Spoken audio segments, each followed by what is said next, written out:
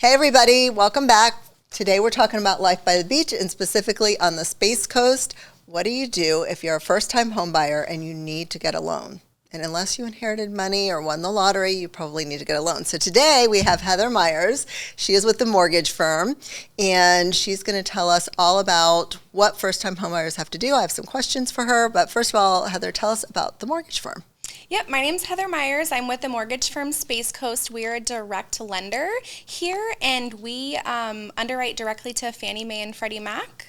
Okay, good. Okay, so my first question, what are the most common loan programs available for first-time home buyers and how do they differ? Yeah, so we are three primary loans that we work with all the time are conventional loans, FHA, and VA loans. Those are going to be your top three that we do all the time. Okay. All right, perfect. Yep, so conventional loans are going to be more for like your seasoned buyer, really good credit. Okay. Require a minimum credit score of 620. Okay. More so for first-time home buyers, that FHA loan is going to be pretty much where most people will sit. Okay. It allows for a little bit lower of a credit score, as well as higher debt to income ratio limits. So it kind of gives them a little bit more purchase power. A lot of those people, graduating college, maybe have student loans, things like that. Okay. I didn't know you could get a higher debt to income ratio with an FHA, but a negative on the FHA, I can say, that I usually tell people is that you have to pay for PMI, which is private mortgage insurance. Is that correct? Yep. They pay a upfront. And that most of the time it's rolled into the loan amount as well as the monthly mortgage insurance. Okay. So if they can save up and they do have good credit score, what is the minimum you have to put down for a conventional loan? Minimum of 3%. 3%. A lot of people don't realize that. Okay. But it can go down to as little as 3%. And we also have other programs as well within conventional. Okay. Which is Fannie Mae and Freddie Mac have their own kind of first-time homebuyer programs. Okay. It's not down payment assistance, but it will allow them to put less down and have a reduced mortgage insurance. Oh, that's cool. Yeah. Okay. See, that's good to know. All right. And the buyer's credit score, like how does that play into things and what are lenders looking for with that? So typically conventional loans, we require a minimum score of 620 that just kind of fits in the mold of that, prepared buyer essentially. Okay. FHA can go down as low as 580. Okay. You're not going to get optimal pricing at that point. We even have programs, that will go down to 600 that can allow down payment assistance. Okay. Fun fact, VA doesn't actually have a minimum credit score. Really? Yeah, but most lenders look at around 620, similar to conventional. Okay, and so VA is great for somebody that is a veteran's loan, correct? And so you have to have been, one of the borrowers has to have been in the military. Correct. Active duty, retired, or even some surviving spouses are eligible for benefits. Oh really? Okay. Well, that's good to know. And those are good because you can do 100% financing with nothing down. Correct. Yeah? Okay. And you can roll in, if it appraises, you can roll in your closing costs. Correct. So really come to the table with almost nothing down. Yes. And a lot of times if having a great agent, you can ask for those seller concessions. So essentially it's almost nothing, which is fantastic. Which is really a great benefit, I think, for like people in the military deserve some good things. Yes. They deserve those kinds of things. So I think that's a really good thing. And for me personally, because we live near a base, an active base, and we have a lot of, not as much active military, but a lot of retired military who live here who take advantage of the veterans benefit. Yep. I feel like those loans are great. People sometimes will be like, oh, I don't want to accept a VA loan. It blows my mind. So like, I approve veterans all the time. Yeah. And people are like, oh, they didn't accept my offer because it was VA. And I'm like, why? Like there's such like a stigma against it. And I really don't know why, because it's an easy loan. Yeah. And there's more leniency with these types of loans. Yeah. That's higher debt to income, ratios are allowed, lower rates. Like there's no reason why I wouldn't suggest a VA loan. Only thing that, like, as realtors, we know that in addition to your own personal home inspection, the appraiser comes in and also does sort of, they're looking more at like safety issues, things like that. They're looking to see, is there anything that would be a concern from a safety standpoint?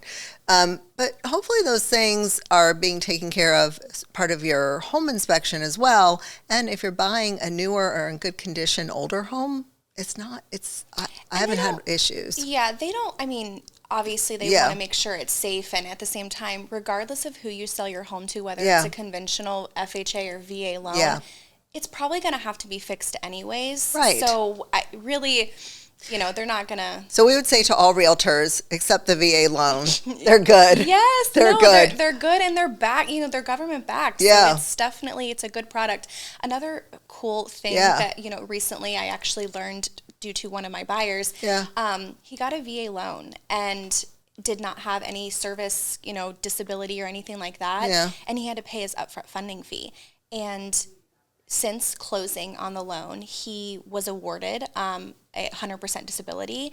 And even though he paid that upfront funding fee, it's eligible to be refunded to him through his servicer. That's so good. So yes, we have an upfront funding fee that's rolled into the loan depending on first time use, subsequent use. Right. But like things like that for our veterans, I think is huge. Like that's incredible. Yeah, they're really good products. I like them. So, okay. So a first time buyer, I always say the first thing you need to do, first you need to call me. That's right. You need to call me. You need to find your realtor. And then your realtor should be directing you to a really good and hopefully local lender. And the reason we say local lenders is you all are aware of more programs and things like that.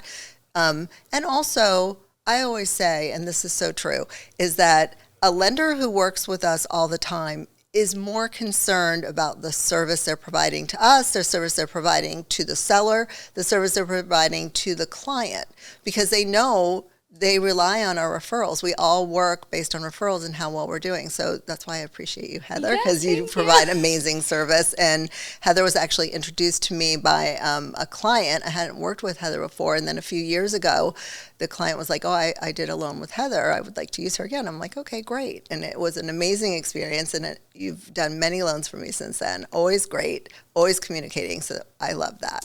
So I would say, my answer to that, the first thing they should do is they should find a good lender that they connect with who we know provides amazing service. But from a lending standpoint, what does the first-time buyer need to do? So my first piece of advice is whether, sometimes buyers aren't quite ready, right? They're not quite there yet. Yeah. And they're maybe like, I don't want you to pull my credit. Every person is entitled to their free credit report. So if you go to annualcreditreport.com, you can kind of get an idea as to what that looks like, right? Yeah. It's not going to give you your score, but it's going to give you that painted picture of, okay, maybe you have some things on there that are like not accurate, right? Right. It'll allow us to have time to get you prepared. And what's the difference between the credit report that they get and the credit report that you pull as the lender? When they go to annualcreditreport.com, they can pull all three bureaus to kind of review them. And we're kind of good at reviewing those things. We can kind of get a good idea based on past credit history, right? It may not show us an exact score. The one thing I tell clients is do not look at Credit Karma or things like that because it's never accurate. They don't factor and calculate the score like a mortgage report is calculated. It's very different. Sometimes it can be a difference of 20 to 40 points off. And people are like, oh, I have a 750 credit score. And I'm like, no, you don't. Yeah. So it can, it's a big difference. And it makes a difference in your rate. Yes. Yeah. Another thing, for first-time home buyers is to, starting that pre-approval early. Yeah. Not to say that we can't do it quickly. We definitely can. But allowing them to know where they are, they can set a realistic budget. Of course. Super important. So they're not going out there and looking at houses and they're not like prepared, right? They think, oh, I can afford this, but not realizing, how we calculate things. Like technically, they may possibly be able to afford that. Right. but not, per, guidelines that they And can I do. think you help them through also like determining, okay, what is realistic for you to pay per month? And then that's principal, interest, taxes, insurance, HOA fees, any other, fees that are really factoring in. Because the HOA fee is not part of the mortgage, but it's something that they need to pay in order to own that home or so or it's townhouse. part, we don't collect that in our, in our mortgage, payment monthly, but we do use it as our calculation monthly to make sure they qualify because, again, that's going to be something that they're going to have to pay for monthly, and it's not going to go away. And probably it's going to go up, if anything, Right. It's not going to go down, unfortunately. We don't hear about them going down. Mm-hmm. Okay. So we talked a little bit, the pre-approval process, basically they're going online. You're sending them a link or they're doing that online? Yeah, so I have two different options. Okay. I personally like to, talk to the client first. I give them two options. Yeah. I can take their information via my website online. Yeah. They do the application, they kind of fill it out, super easy process, or they can schedule a time to do it with me over the phone. I like to do it that way. It gives me an opportunity to build rapport with my clients and kind of, see that picture and what it looks like. Sometimes when they put it in, it might not be the correct information or may not understand exactly what we're asking for. Yeah. But giving people options, some people just like to fill it out, Yeah, I think the younger they are too, the more they're like, we don't link, talk please. to people. We no longer chat with people on the phone. Right. Can you just send me a text, Yeah, can I fill out the application via text? Because that will work for me. Yep. So special grants or programs that help with down payments or closing costs for first-time home buyers. What exists out there? So there is a ton of first-time home buyer down payment assistance programs. I always tell people it's not a one-size-fits-all. You know what I mean? And down payment assistance may not always be their best option, right? Yeah. So I really take the time for each client and I kind of gather a full application, because once I have that application, then I can kind of put them in a particular program that makes the most sense. Okay. We have, the Florida Bond program that'll give them $10,000 in assistance. Oh, wow. Which is great. It has to be paid back. So with those down payment assistance programs, they do have fixed rates. It's not something, if they have a traditional FHA loan, that they can buy the rate down a little bit or anything like that. It's just set in stone. Okay. They have their own sets of guidelines that, those requirements that they have to fill. They may not be able to have as high of purchase power. Okay. Because they have down payment, or they have restrictions as far as those go. We also have the Hometown Hero, which I'm so excited about. That one's coming back July 1st. Okay. It's going to be pre-funded with $100 million. Wow. Which is good. Yeah. It goes quick, believe it or not. Yeah. I really like that one a lot because it gives you 5%, right? So it'll give you that 3.5% down for the down payment plus some closing costs, right? Oh. So that way... Does that one have to be paid back as well? It does have to be paid back. And what is a Hometown Hero? I know what it is, but... Yeah. So Hometown Hero before, it needed to be someone in the medical field, right? This happened when it was like COVID came around and all the things. It's like, doctors, teachers, dental assistants, firefighters, police officers, things like that. Yeah. The name has still stuck. Yeah. But it has actually been opened up to anyone who is working in Brevard or in Florida. So, oh, really? Yes. So that's why the funds have gone quicker. Oh, well, that makes sense then. Yeah. So the name has stuck, but it's open to. Well, that's good, and that comes back on July 1st, so people would be eligible. So if you're thinking about buying a home now as a first-time buyer, like get all your ducks in a row. Yeah, we can have you approved now, and then in that program, as long as you're closing by that, Okay, that's amazing. Yeah. All right, so that's good to know. Yeah, really good. And also, we didn't talk about this, but so if you have, let's say you have a parent who wants to gift you funds, or some other relative, or even a friend, whatever, but somebody wants to gift you funds, there are options for that too, right? Absolutely. Okay. The only thing, when it comes to gifts is just having that conversation with whomever is going to be gifting it from you, whether it's, a parent, right? Yeah. We have to see where the money's coming from, right? We have to verify that the funds are there. It can't be mattress money. Yeah. That's correct. Yeah. So we'll typically get a gift letter, and some occasions we'll need like a bank statement proving that they had the funds. Okay. And then I always tell people, have them wire it directly to the title company. Yeah. For me, less is more, right? So less paperwork is going to be the easiest thing. And if they, send it to you directly, then we're going to have to see it coming out of their bank account and then going into yours. Right. Where we can eliminate that by having them wire it directly to the title company. Oh, that's good to know. Okay. I didn't know that. How does student loan debt factor into the loan approval process? Because a lot of people have student loan debt. Yeah. Yep. So student loans come up, quite often. Yeah. Typically, people, sometimes they can be on a standard repayment plan, which just means that they're already paying. We know what the monthly payment's going to be. Okay. Depending on the loan program, we calculate it differently. So conventional, we typically use 1% of the student loan as the calculation, and FHA we use 0.5%. So again, that puts us back into FHA has different calculations versus conventional to kind of increase that purchase power to kind of see where we are. Sometimes people don't really know where they are. I know that sounds crazy, but the more with everything that's been going on with student loans, it's I've learned so much about. I was lucky because my parents. Thank you, Mom and Dad. Yeah. Parents paid for my school, so I didn't have student loan debt. But it is very, very interesting, like how people don't understand what they owe.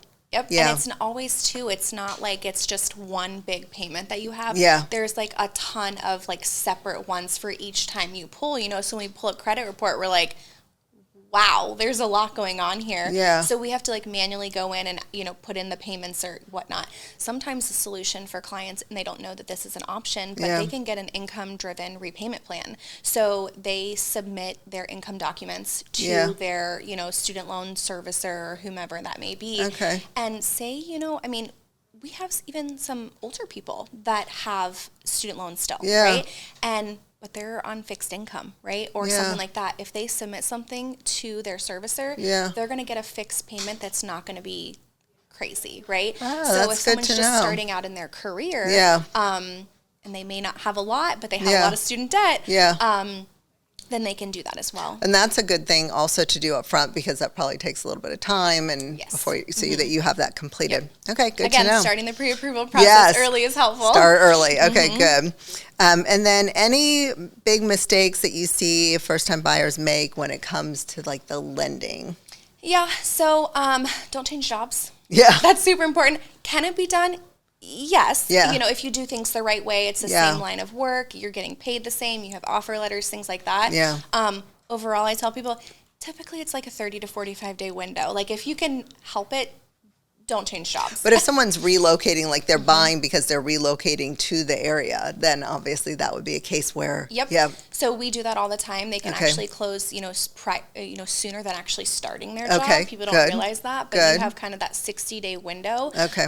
With an offer letter with no contingencies, we do that all the time for people. Okay, good. But there are things like don't go out and buy that new Mustang. It's happened. I'm like, get a picture of this car, and I'm like, you pay.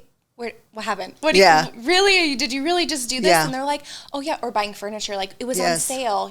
We had our, we got the card. It was, the store credit card, right?